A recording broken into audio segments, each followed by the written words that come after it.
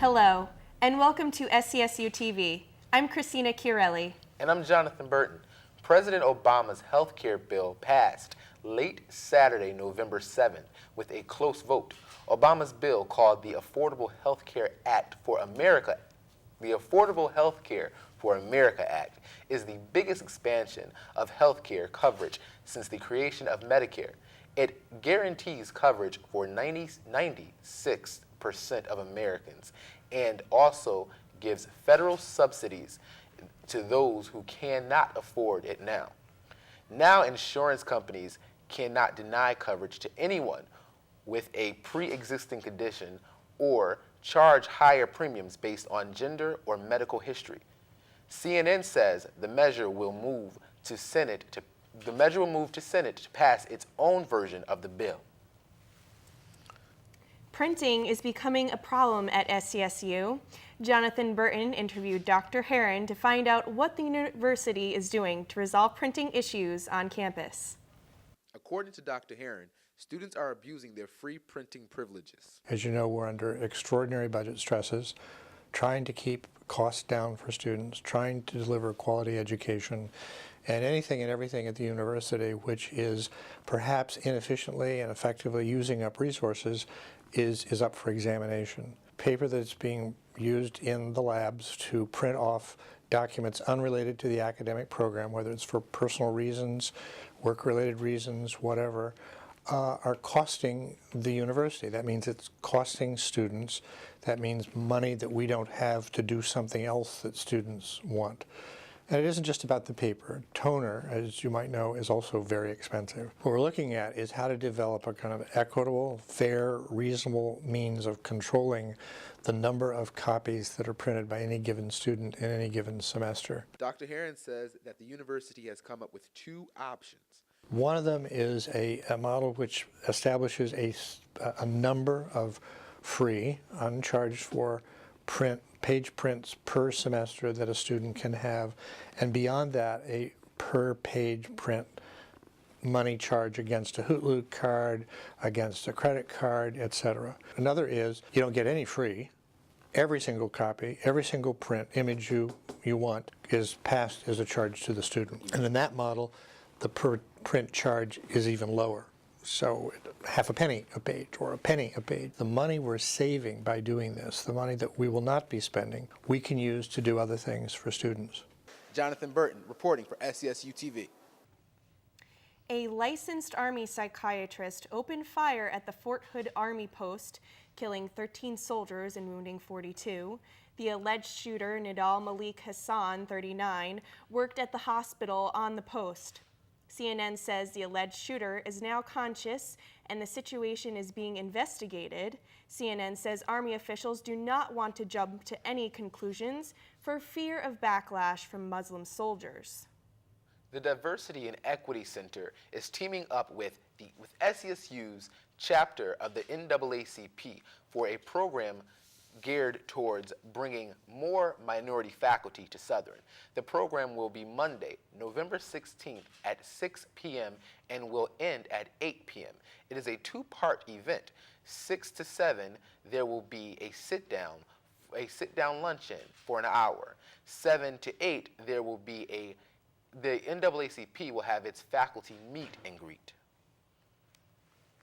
John Muhammad, the sniper that terrorized the D.C. area back in 2002, was put to death Tuesday, November 10th.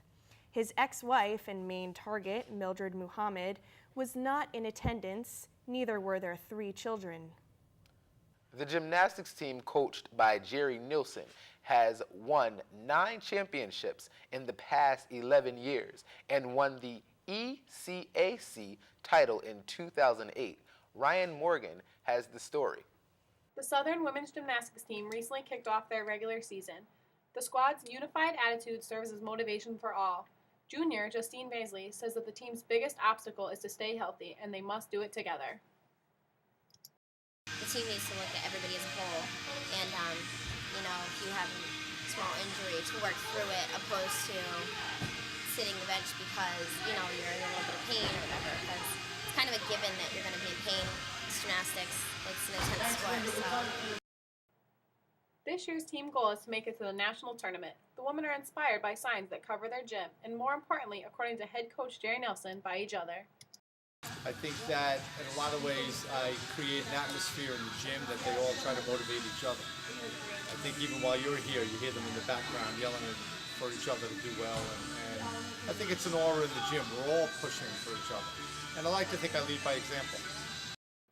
This support provides stamina for sophomore Alexa Banda like nothing else. I think since there are so many of us, and when we're all together, there's so much energy we put in, and it just helps everybody get their adrenaline going and gets everybody going. Senior captain Taylor Murray describes what the team does for her. It's like a family, so I love that about it. The team will continue to practice until their first meet in January. Reporting from Southern, I'm Ryan Morgan. Back in 1989, one of the most historical events occurred post-World War II. The collapse of the Berlin Wall has come to its 20th anniversary. CNN says people are in preparation for celebration and remembrance of a wall that sliced Germany in half all those years ago. Granoff Health Center is offering H1N1 vaccine, and no appointments will be taken. Persons who wish to receive the vaccine must fit the following criteria. People who live with or provide care to infants less than 6 months, healthcare and emergency medical service personnel, persons less than 18 who have medical conditions that put them at a higher risk, and any persons 18 to 24. Now over to Ryan Morgan with our entertainment news. Thanks, Christina. Rihanna's interview with Diane Sawyer last Friday grossed over 8 million viewers and an angry ex-boyfriend. The same night that Rihanna's interview aired on 2020, Chris Brown had his own interview on MTV.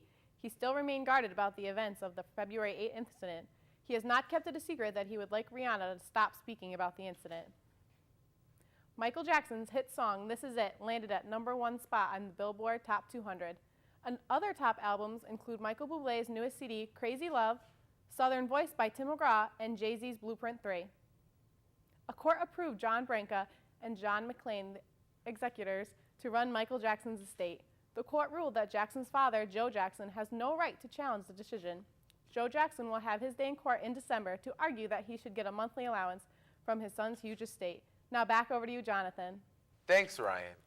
The whole Rihanna and Chris Brown story, it's fascinating me. I'm ready for some music. I'm ready for Rihanna Mania, Chris Mania. And the new albums that they're both coming out with, you know. I actually Rated did Chris R, Brown, you know, Transform yeah, Me that's or Rihanna's something. Rated R or whatever, Russian Roulette. We were talking about that last night with my roommate. But All right. Thank you for watching SCSU TV. I'm Jonathan Burton. And I'm Christina Chiarelli. Join us next time. Yeah, that was